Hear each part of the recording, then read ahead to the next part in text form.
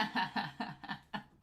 What is happening? Hi, it's Romania Black, and we're on episode 4 of Bungo Stray Dog season 5. 4 of 11. How are we making it to the end? That's the big question. That is the big question because I don't know. After this, it's such a tease because we just got Akutagawa back, and then literally within the span of one episode, he could potentially be decapitated. So that's fun. What do we do with that? So I don't know what to expect out of this episode. I have no freaking clue. I have no idea. I remember way back when I was in like volume 3 or season 3 of Bungo Stray Dogs, people were telling me like the manga's getting crazy, and I'm like, I don't want to know anymore because they'll probably make season 4 and 5 at some point. I'm assuming this is what they were talking about, but we'll see. I have a lot of comments to get through, so this is going to be a very long intro, so I apologize ahead of time, but there has been a lot of people with some good things to say, and I want to give them credit and talk about it. So we're going to start with Purple Lilies. Purple Lilies was making note that it should have been a little bit obvious of the heel turn that Fukuchi makes, because when he sits down with Fukuzawa to drink, he brings out a bottle that says Tyrant on it. And at the time I was like, isn't that funny? Tyrant, because he's the leader of the hunting dogs? Ha ha ha. Yeah, there's going to be a lot of those moments of, should have realized sooner. Scarlet Camellia said that Mechanical Island is actually mentioned in the 55 Minutes light novel, but they are going to say nothing more because they don't want to spoil me. And I'm like, thank you. I actually saw the 55 Minutes light novel. I had saved it for once Bungo Stray Dogs is over. I'm assuming this season there's going to be a break before they do season 6. We talked about it in last week's reaction. So this fall, I'll probably get the need to like get some Bungo Stray Dogs fix going on, and 55 minutes sounds like a really good time. So I'm excited to go back and know of that island in that light novel. So thank you, Scarlet. Dr. Asam talks about how the erasure of the gifted and the sinners is Fyodor's agenda. Fyodor wants to get rid of the gifted individuals and the sinners, as he calls them. But does it coincide with the Decay of Angels and Fukuchi? Because they were noting how Fukuchi and the Decay of Angels seems to have a much broader spectrum goal of erasing the state. So does that include gifted users and everybody else? What does it mean? And I'm really curious now, like, how does Fyodor play into all of this? Because Fyodor and Fukuchi have such drastically different personalities, and they seem to have different goals and different backgrounds. I mean, I don't think Fyodor's been to war, so is he going to chide him about that like he does Fukuzawa? I don't know. There almost seems to be a Fukuzawa and Dazai-like relationship where you have Dazai and Fyodor, who are these kind of like oddball characters that are too smart for their own good, have these very interesting worldviews, and they're paired up with two individuals who are high up in the societal chain and have these really powerful backstories. So that's kind of how I view Fyodor. He's kind of like the Dazai to Fukuchi as Dazai is to Fukuzawa, but Fukuchi definitely seems to have a lot more authority and power than Fukuzawa, so it makes things a little uneven. So I'm curious how that relationship is going to develop, so I'm glad that you brought that up. Bob the Knob, great handle name, talked about Okio Otsuka voices a lot of antagonists, the voice actor for Fukuchi. And this is the one moment where I'm glad I'm not familiar with that voice actor, because otherwise it would have been very obvious, and that I'm glad I didn't get spoiled on that. But that's good to know. There are some voice actors, sometimes you can't tell though. Some voice actors are typecast and others are not. And they just kind of, sometimes they throw a curveball and you're not expecting it. So who knows?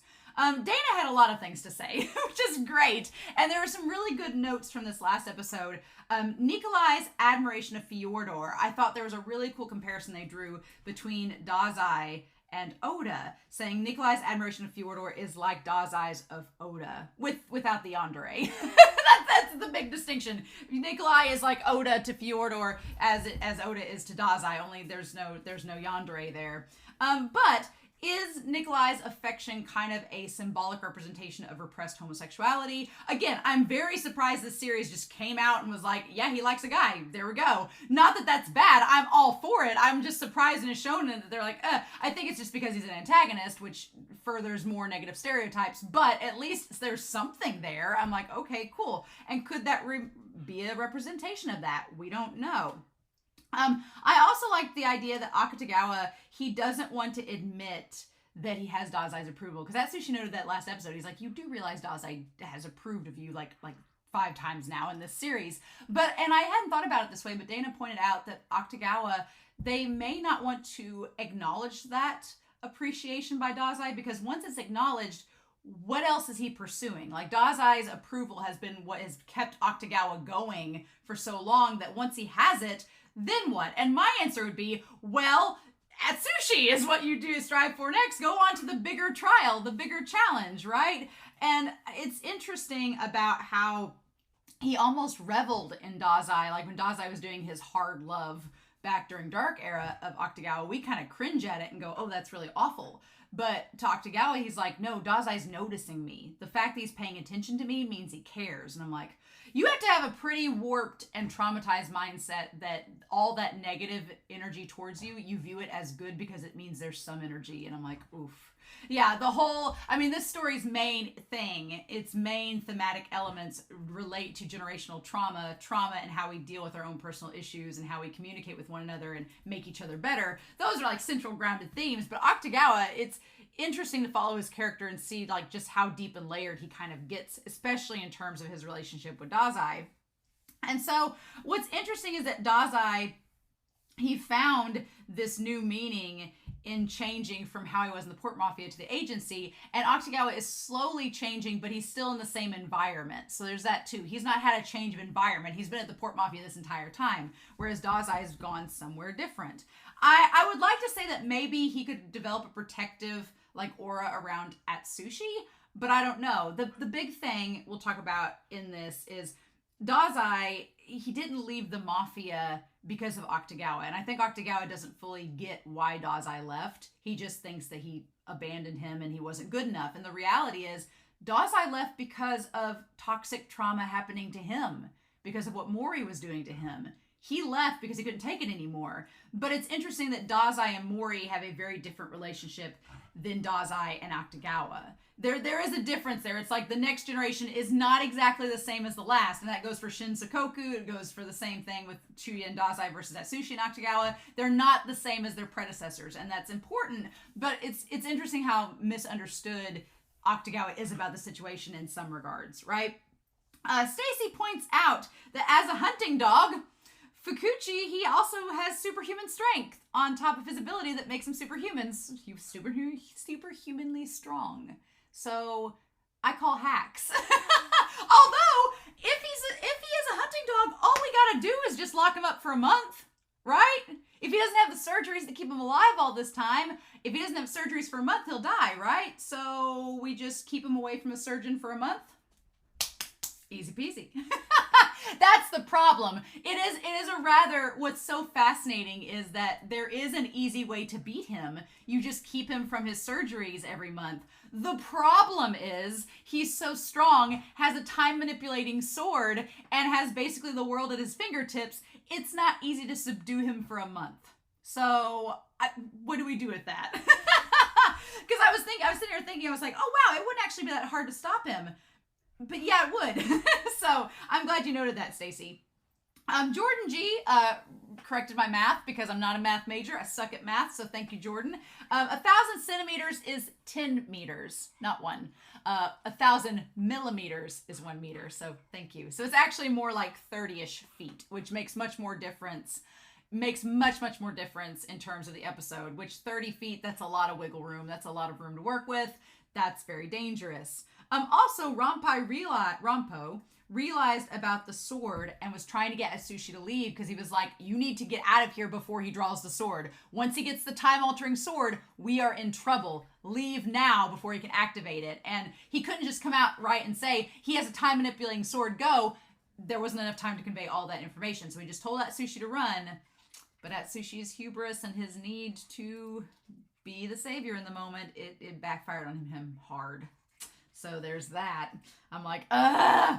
Alessia Colley talked about Ongo.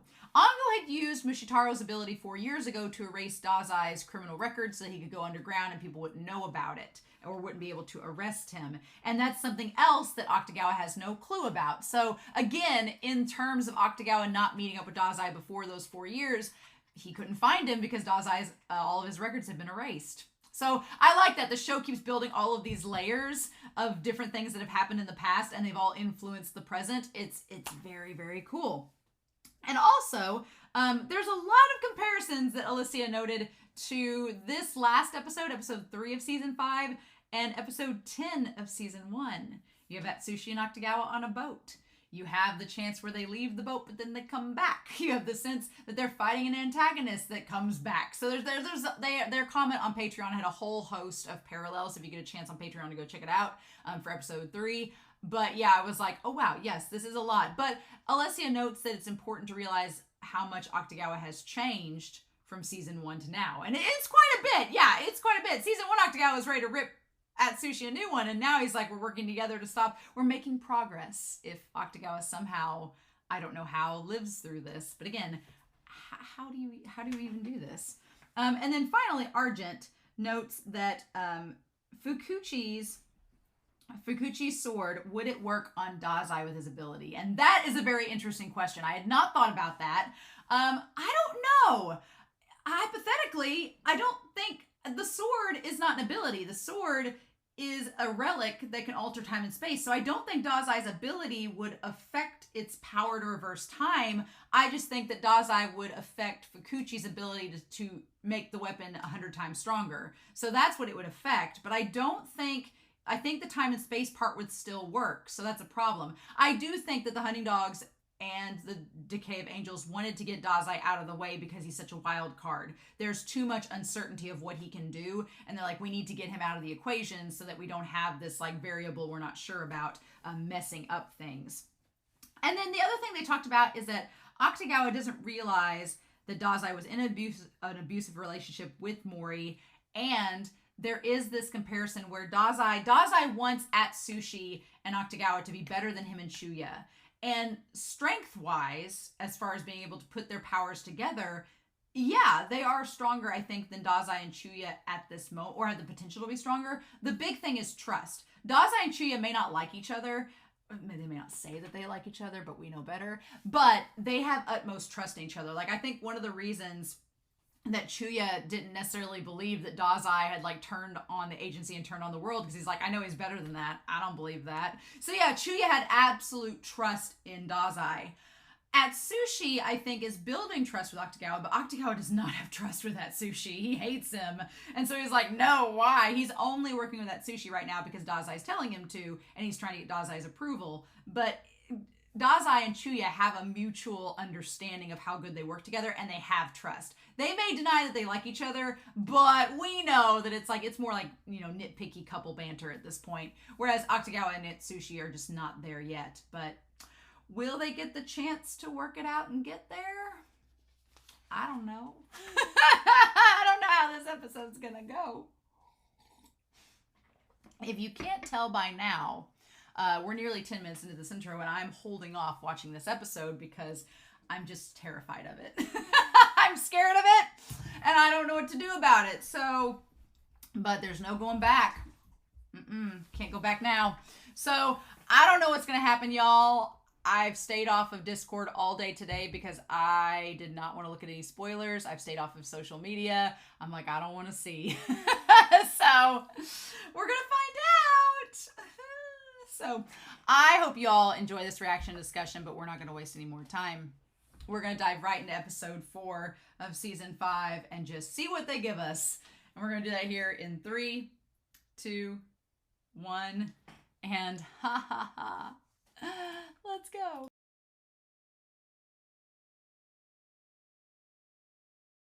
So on the one hand, I did go back and I re-listened, and it is Suda playing the voice of Bram, one of my favorite voice actors, so that's fun. That's great. On the other hand, why? No! I don't like this. I like happy endings. And I don't like scary zombies.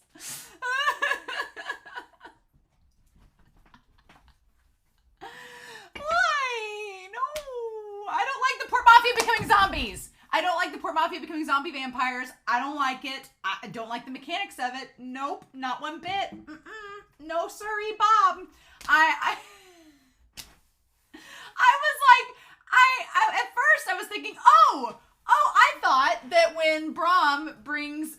Akutagawa back to life, because Brahm seems like a well-spoken person. He seems, even though it's just his upper torso. I will say, the character design of Brahm is freaking amazing.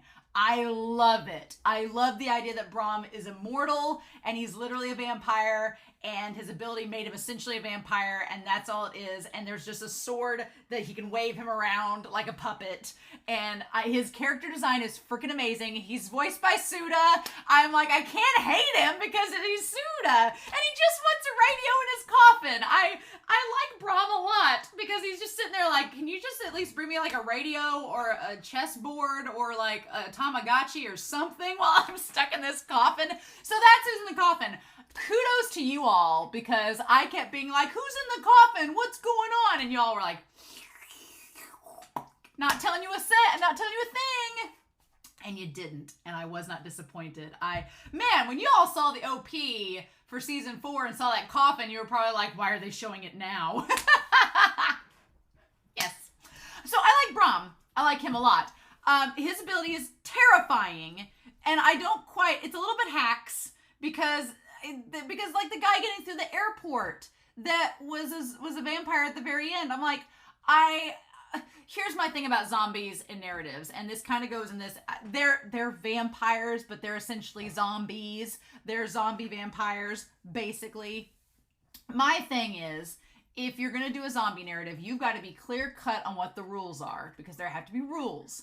If they're zombies, they either got to be like The Walking Dead, where they're just like mindlessly walking or they are intelligent and you're controlling them. But you can't have both worlds. You can't do that. And for like 90% of this episode, they were like The Walking Dead, where they're just walking around killing people. But then, like in the last 5 seconds of this episode, some guy gets through the airport as a zombie and like is patient zero going on the plane. I'm like, that doesn't work. No!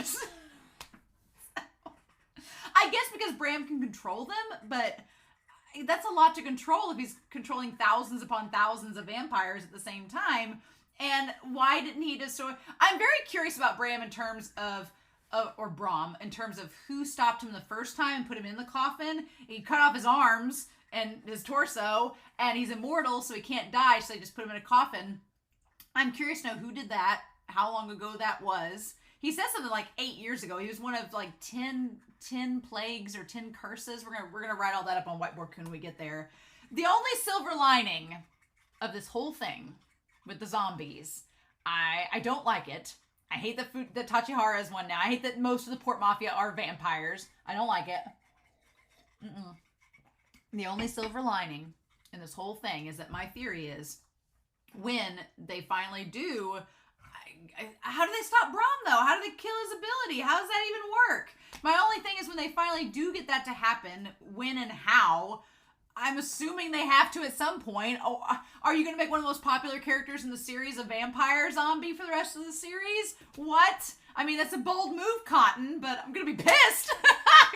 We built up all this. We just talked about, I spent like 10 minutes of this intro talking about the character development of Akutagawa, and now he's not dead, but he's just a vampire zombie? What? The only silver lining, what I was trying to get to, is that if this ability is altered or discontinued, maybe because Akutagawa was brought back to life, maybe it'll like heal him. Maybe it'll heal his lung disease. Maybe it's one of those things where like it'll heal his lung disease and like he's cured, and it's like, oh well, that was silver lining of being possessed by a contagion. I healed you right up. I don't know what to do. I don't know how long this discussion is gonna be. Fukuchi is a nightmare. He's such a nightmare. I'm like, oh my god, there was so much talked about in this episode that I was thinking, oh my god, he's had this sword for a while. He could do a lot of damage with this sword. Like, I was just sitting there, like, my mind was spiraling throughout the episode going, this could get bad. As if it's not bad already. I'm so amazed. It makes sense now why he let Atsushi go. Because he knew that he had Akutagawa in his clutches to be the contagion. He knew he had Akutagawa to start the contagion. And so that wasn't going to be a problem. And plus he knows that Sushi can't beat him. So he's like, yeah, whatever, Tiger Boy, you run off, whatever. Now, he does have the coat, right? Right? Octagawa does have the coat, right? Or Atsushi does, because it didn't show him with the coat when he got out of the boat, but Octagawa didn't have the coat on either. So where did Rashomon go? I'm assuming it's with Octagawa. I don't know, maybe. He cut the floor and used it to escape. Now the thing is, the one guard comes out. The one guard comes over and says that he's fighting on the ship. And what does he say at the very end? Because he's like, I was nearly strangled to death, and I won't be satisfied till he's taught a lesson. I don't think that's Fitzgerald. No, I don't believe so. His eyebrows and stuff look a little bit different. Here's problems. Problems. Okay, one is the vampire zombies. The vampire zombies, and Bram. How do we stop them? I mean, options are, Yosano, can her sword here? We gotta keep Yosano away from them, please and thank you. Yosano, Natsumi, Dazai, maybe with his ability. Oh, maybe Dazai can stop Bram. Because if you can't kill him, you can at least nullify his ability. Okay, so the most rational explanation of how to stop Bram is to have Dazai touch him and nullify the ability. You can't kill him, but you could stop the ability. Although, that's terrifying, because that puts Dazai in the way of being bitten by Bram. So you need to gag him, gag Bram, shut that mouth up, get it where it can't bite people, and then nullify his ability. That'd be great. Well, although if you're touching him and he bites you, it's not going to work. So we just need Dazai. The only problem is Dazai's in a prison. So, son of a bitch. But that's our cure. That's our cure. Dazai has to stop Bram, and if that happens, it'll nullify the effects and everything, and then it will stop all the zombie vampires, I am assuming. So, okay, there's 5 members of the Decay of Angels. We've met everybody, right? So we have the 5 Decay of Angels. And those members are Nikolai and Fyodor and Sigma and Bram and Kamui, which is Fukuchi. So yeah, those are our 5 members. Okay.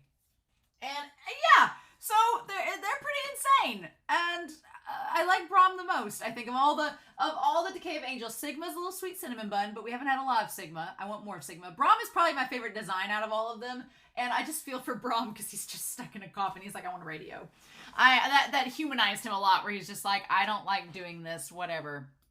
But okay, so Fukuchi, this guard, I want to go back to him. This guard, he's like, well then. He's like, I'll have to apologize. You don't have to apologize. I already struck him down. And he's like, oh no, that's fine. I wasted time talking to the guard. This was the part that kind of blew my mind, because he's like, Fukuchi's like, I wasted time talking to the guard. Now he's gotten out of range from my sword. So the sword has a range. That is important to know. But the fact that Fukuchi says, should I go back in time and kill the guard? Like, that was like an hour ago. So the idea of the time sword. The time sword is a big problem because it can not only go into the past, but also the future, which should have been a damn clue. When it said a space and time sword, you can move space in multiple directions. You should be able to move back and forth in time. Hacks. Now, there is something you have to do for it to move forward in time. He had to leave himself a note to know when to strike and where, because you can't, it's just like the idea of stabbing the sword in the future. If you don't know where to point it, you're just stabbing a sword randomly into the future in time, and it's just going to pop up, and whether it hits something or not it's not going to matter. You have to know exactly where to go. So that's why he left himself the symbol, so he would know, and then he went back in time. That is so hacks and terrifying. No, thank you, sir. And I was really getting on to Tachihara, being like, he could possibly do something with his ability. The moment they start monologuing, though, I'm like, just get this done. Just get this done. Quit talking. More action, less talk. Quit monologuing. I know you've been in a villainous organization this whole time, but you need to stop villainously monologuing. It's really not good. He says, he's like, should I go back and kill him? Should I cut him into passing? He says, no, he said he's already reported the situation at headquarters. So he's like, I can go back in the past and kill him, but then that will look suspicious. Like, it will basically create a butterfly effect and affect the time continuum. But the fact that he questions it makes me wonder, like, how many times in the past has he done it? How messed up has he made the timeline already? So, time travel is weird, and it's dangerous and scary in stories, and Fukuchi makes it doubly scared. Just like, So he says, I have no choice. I've just got to go back to him on foot. And, well, not before he gets Brahm, though. He's like, I have no choice but to get Brahm. So he had, like, all these different plans. He's like, not a problem. In 6 days, they'll have no reason to hide anything. So we've gone from 6 days to 4 days by the end of this, and maybe even sooner, until Judgment Day. So then the guard looks over to Octagawa, and he says, I'm sorry. I ought to have done more for you sparing me.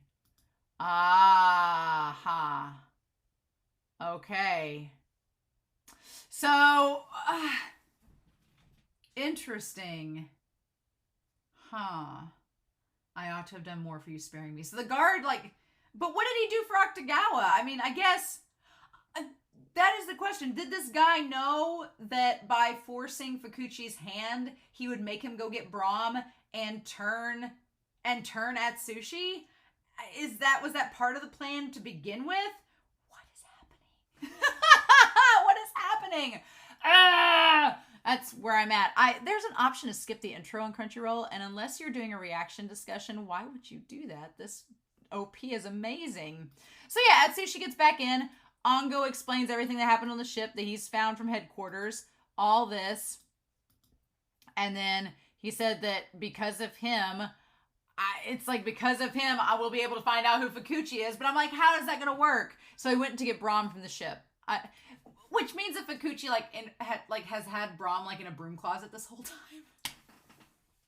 I feel for Brahm. I do, because he's a vampire stuck in a box, and they just bring him out whenever they want to use him. It's like, here's the thing that's so funny is I instantly thought it was Suda's voice, but then his voice is kind of softer and quieter than it's not as, Suda's voice isn't as gravelly as it normally is for characters, so I was wondering if it was Suabe for a hot second because it was a little bit more sensual, but it's Suda playing a vampire, so it makes sense it's a little more sensual. But yeah, he's like a calamity upon the world, the undead king, Brahm-kun. And he's like, oh yeah, hey, what's up? And so my old enemy. So what I love about this is it reminded me of, there is a little, it's not a BL, but it could be, a mermaid in my tub. Suda plays the voice of this little sea urchin, this little Kermit crab.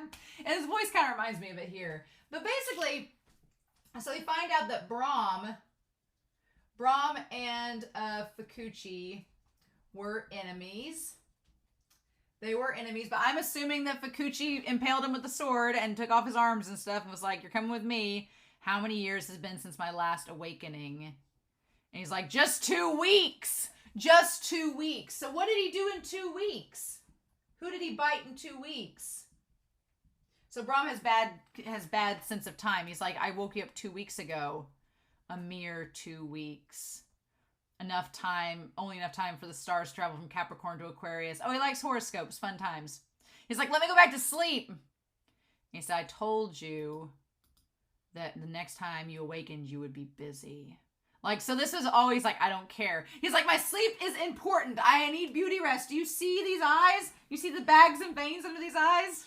I like that there's these giant nails also nailing him into the coffin. Poor Brahm. But it's like, my slumber is important. And I like that you don't see that he's just a torso until he pulls him out, which is really fun. It's a great reveal for his character. His design is amazing. I love the character design so much. And I love just how sassy he is. And it doesn't help that it's Suda voicing him. Curses be upon the insolent masses. And he's like, oh, you curse me. He's like, sorry, but that's not happening. And then, yeah, he has him wrapped up. Immortal Count Brahm, Lord of Northern Europe. So, basically immortal, right? So the immortal Count Brahm, and he says, a former human whose cells were altered by a special ability, rendering you a vampire.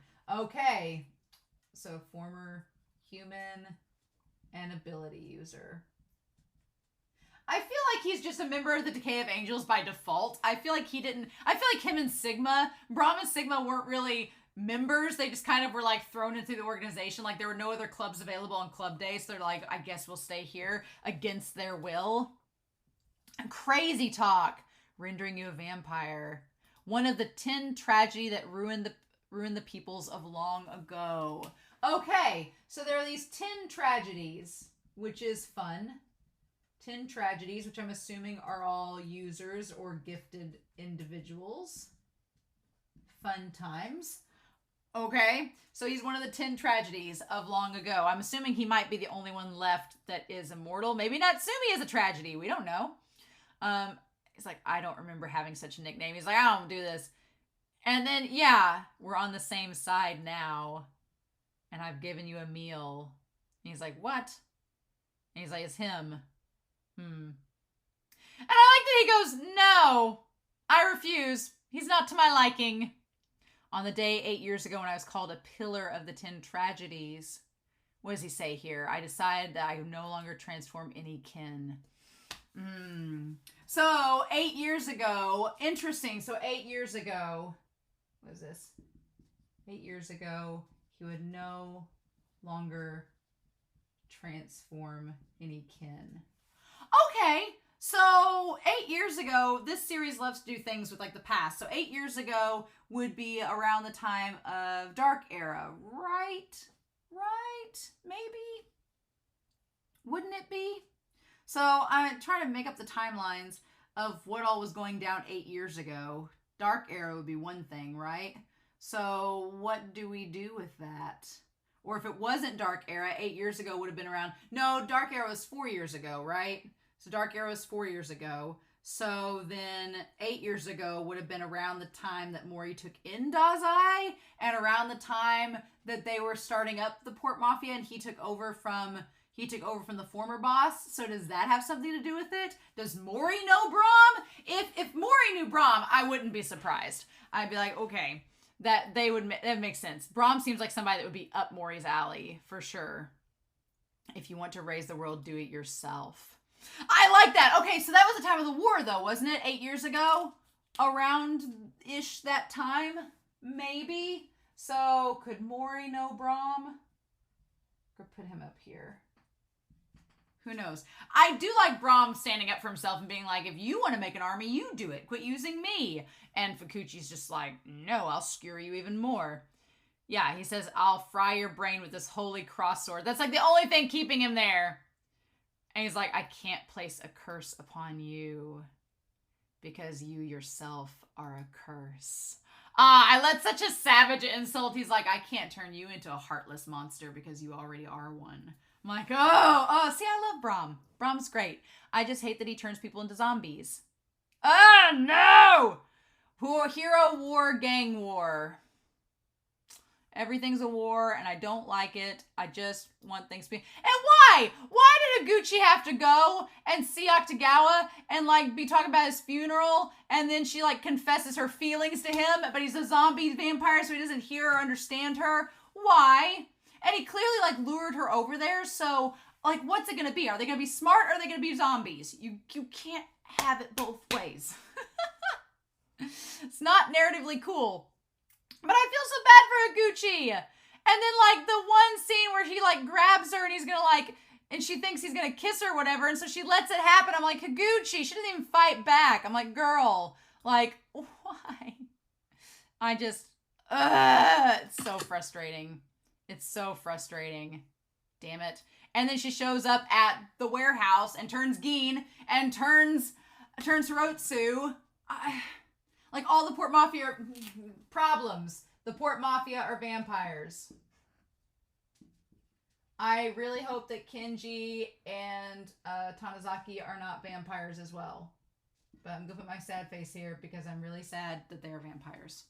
So, here's the thing. With the hunting dogs, Techo and the girl do not seem suspect of Fukuchi, but Juno does. Juno's probably the smartest of all of them, and he's probably the most perceptive.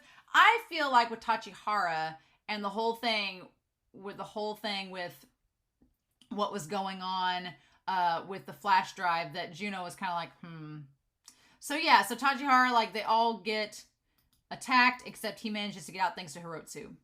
So yeah, the contagion's spreading too fast. This is really a problem. Not good.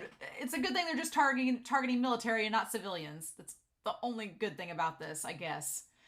But then, man, and the thing that this episode does is this episode does a lot of things with visuals and not showing you until the exact moment when it needs to be revealed. Like, the idea of the T on the side of the overpass. You don't find that out till the very end. The idea of lifting Bram up, you don't see his just a torso until the end. And the idea that Fukuchi is there the entire time watching this whole thing go down, and you don't see it till the very end. It was so insane. But yeah, so Techo thinks that this whole thing is the agency, and I'm like, why would the agency do this? I feel like even Juno at this point is like, this seems a little bit weird for even the agency. I don't know. I could be wrong, but I feel like Juno, his expressions in this scene and the way he looks at Fukuchi and kind of like has this like glance of, I don't know if I really believe this. I feel like Juno is the most skeptical at this point. And we know Tachihara knew it was all a ploy. That's why he gave him the flash drive. But I feel like Juno is skeptical of all of this. But he's hiding it very well, right? And so that's when he asks to go pursue the incident, and Fukuchi says no. The whole cross on the table should make total sense now with the Decay of Angels. Should make total sense. How that wasn't noticed before. And then he's like, I have this stuff of all the documents. And man, I was getting so nervous. I was like, come on, Tachihara. You've got to be smarter than this. Do not just give him the flash drive and go. You come on now. I was like, oh my God. And then he's like, do I take, there shouldn't be anything revealing my identity on it, but do I take the chance that it might reveal the purpose of the contagion? So he ends up taking it. And that point there at that point he gives it to him, and the girl jumps up on Tachihara to distract him. And then he says, oh, Captain. He says, the least I can do is let the vice superintendent know you'll be coming since you guys know each other. And of course, Fukuchi's like, please do. Now, Juno's good at sensing things. So I feel like in this moment where he says, please do, Juno senses that something's off. Like that he didn't want him to know that. So I'm hopeful that maybe Juno will realize that things are rotten in the state of Denmark and that maybe they're getting betrayed. Maybe. He seems like he kind of lifts his head up in that moment and looks back at him like, really? And yeah, Fukuchi's just mad. He's like, you bastard. So yeah, so we have Bram showing up. And he says, I request compensation. I'm bored in my coffin. Upon my success, you will bring me the fruit of future human ingenuity, the mechanical orchestra that they call the radio. I see. How can I hate Bram? How? How can I hate him? He didn't choose to wake up one day and have an ability that made him a vampire. He didn't choose that. He just wants a radio. And just pop a speaker in there. Come on, Fukuchi, pop a speaker in there. You can't do that. Give him some earbuds. Come on, man. And then he just closes it back up. They will collapse the detective agency sympathizer organizations, and the plan will continue unhindered. So, and then he flashes back to Fukuzawa and damn cherry blossoms and drinking sake with his little scarf. I'm like, come on now. So, what is the deal? The deal with Fukuzawa and Fukuchi.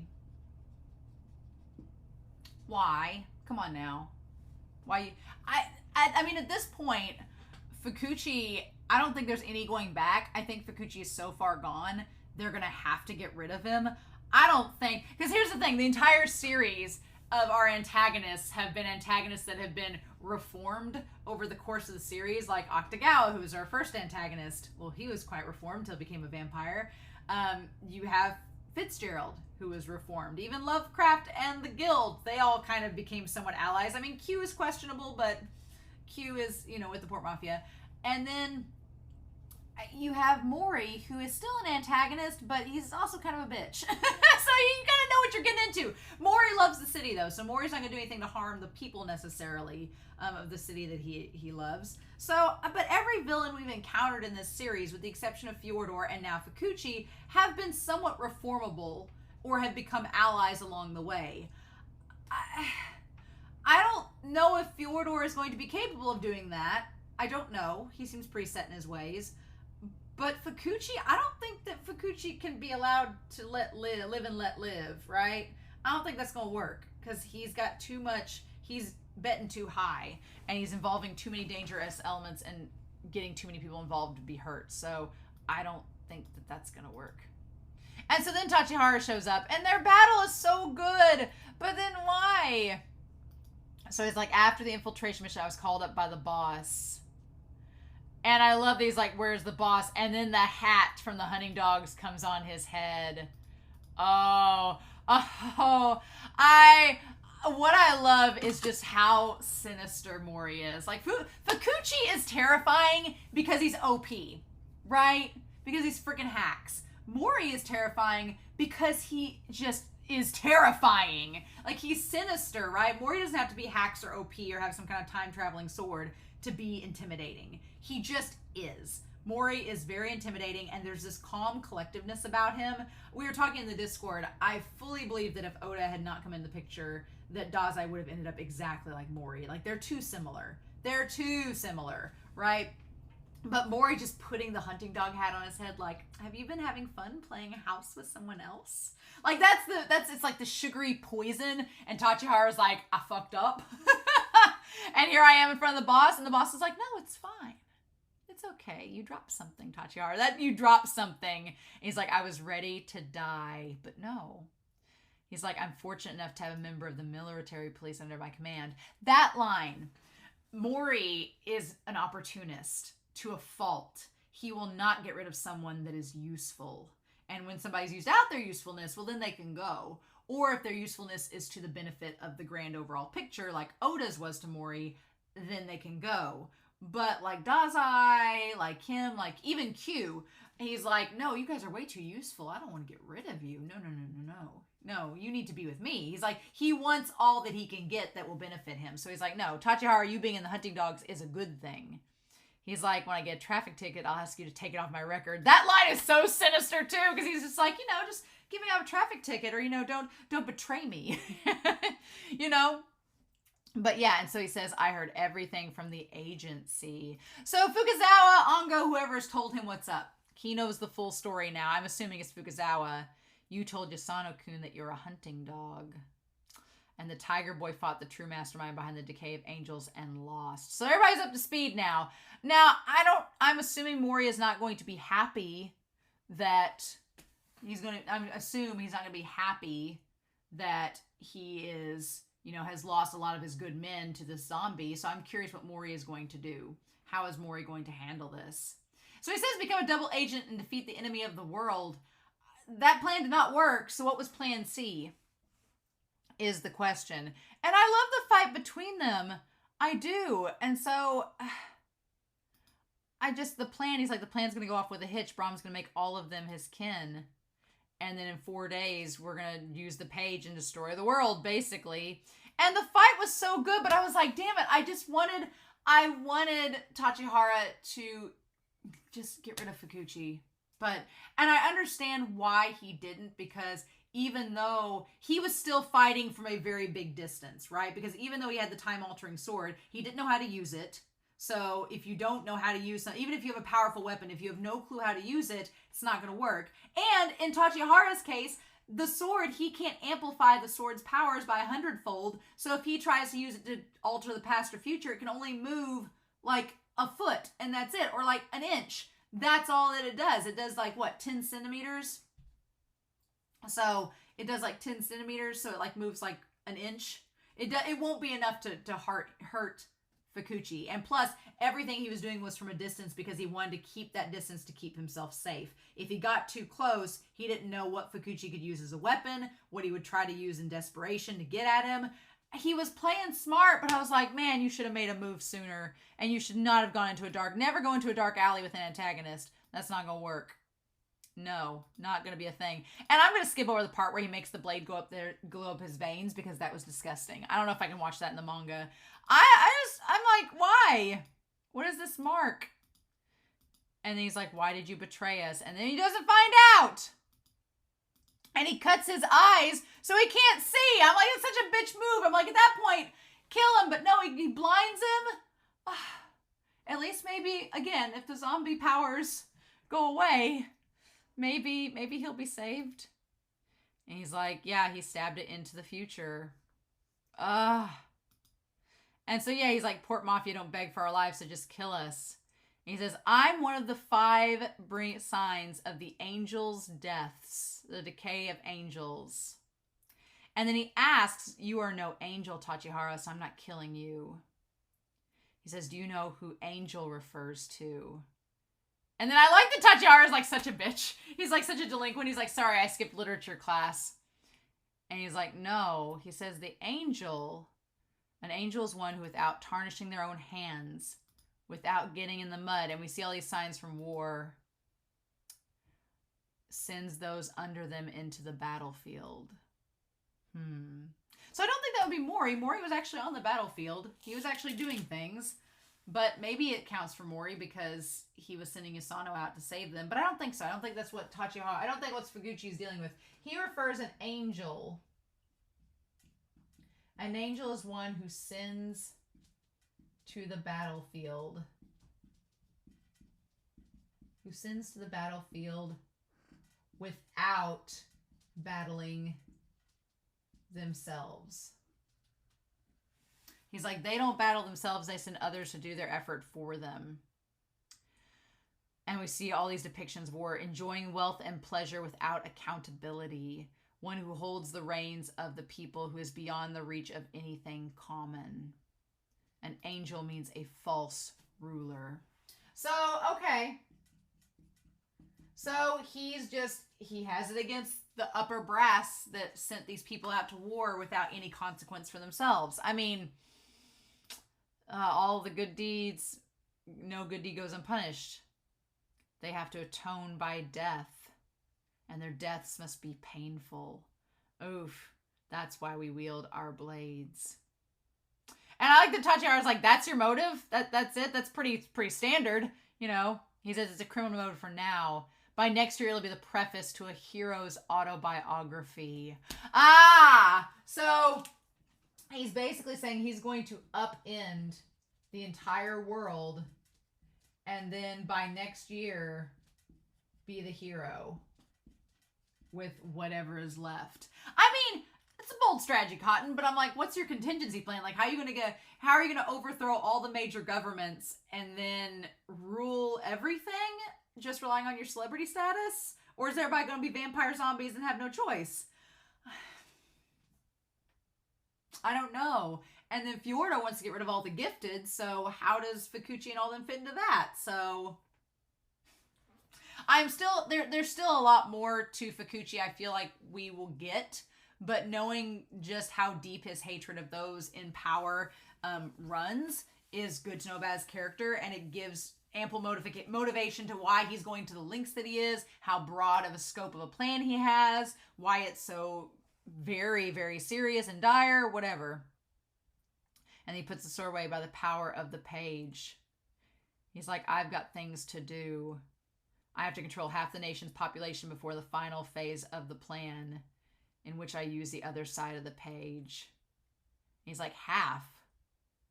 Do you doubt I can do it? He's like, how many days can it turn half the nation's military into vampires? And he's like, 4. He just says it instantly. He's like, probably 4. I don't know. 4 business days. Give or take a holiday. Give or take a holiday or 2. Probably 4 business days. It's fine. And he says, that's impossible. There's no special ability that contagious. And he's like, you're right. He's like, but that's assuming the ability of one gifted. So essentially, yeah, he's like, I not only can amplify my power, but I'm turning all of the gifted users into vampires as well, so they can spread things too. He's like, I care for my men. And Tachihara realizes exactly what's going to happen. It sucks so much, because Tachihara is like, no, he tries to kill himself. He tries to kill himself rather than become a vampire. And that moment where he stops him, oh my God, that was terrifying. He says, as a vampire. And then, yeah, fuck. Oh. And then, yeah, it's like 4 days until X. And then, yeah, the one guy gets through.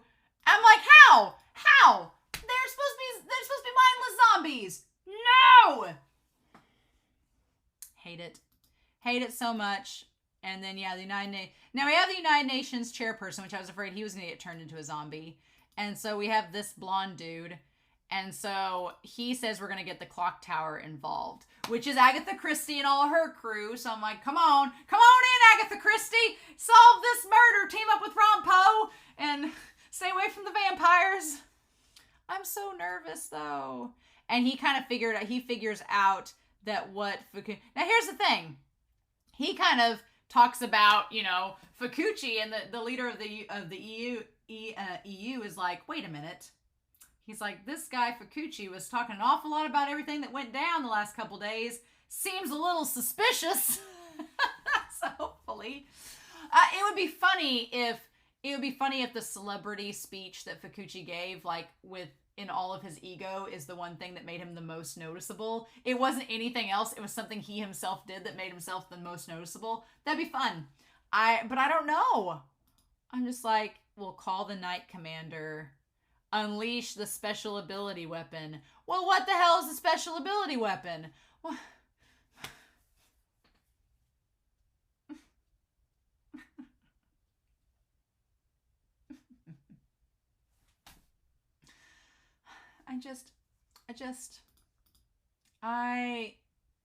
It's so frustrating. So frustrating. I'm not a vampire story person. I'm not a zombie story person. Let me rephrase that. I like vampire stories when they're about vampires dealing with the struggles of immortality, the struggles of lust and insatiability and sloth, and like all the themes that you get with vampires, and like Interview with the Vampire and a story like that. But I'm not a zombie person. I'm not into zombie stories. They scare me. They're very sad. I liked The Walking Dead. The Walking Dead is probably the only zombie story I've ever read. I read the comic a long time, and it was because it was a very character-driven story, and I really like character-driven stories. So The Walking Dead was more like a character study for me, and I really liked it. I liked it a lot. I read it up until a certain point. Basically, when the TV show started to delineate from the manga, from the comics, I stopped reading. But yeah, usually zombie stories I'm not a fan of because they scare me, and I'm easily scared, and I'm just like, no, I want a happy ending. Like Day of the Dead, Dawn of the Dead, those are such freaky movies to me. I've watched them from a technical angle, but I'm gonna be antsy all week now. I'm gonna be antsy all week. I'm gonna be antsy all week until Wednesday. I'm gonna be antsy the rest of the season, probably. More than likely, because it's just insanity. How dare they? So I probably made no sense, and this reaction and discussion's all over the place, but what do we do, y'all? What do we do? And there's still so many characters across the board. We have no clue what's going on. We haven't touched base with Dazai and Fyodor the entire season. We don't know about Kunikita, about Yasano, about Rompo. We don't know where all of our players are. It's very dire, very sad. I feel for the Port Mafia becoming vampires. I do like Bram, but... So yeah, I'm just gonna internally scream for the next week until we get to episode 5. We're not even halfway through the season. Oh my god. We're gonna be ready for that break when this season's over. They're like, you're gonna want a little bit of a relief after this, and I'm like. So I'm curious to know your thoughts down below. Please, no manga spoilers. I'm going to read the manga for this season after this season's over, so don't you worry. If something wasn't in this episode that was in the manga, I'm going to get to it, don't you worry. So, in the meantime, I hope you all have a wonderful week. Please stay safe, take care, and I'll be back very soon to talk about more Bungo Stray Dogs Season 5. Bye!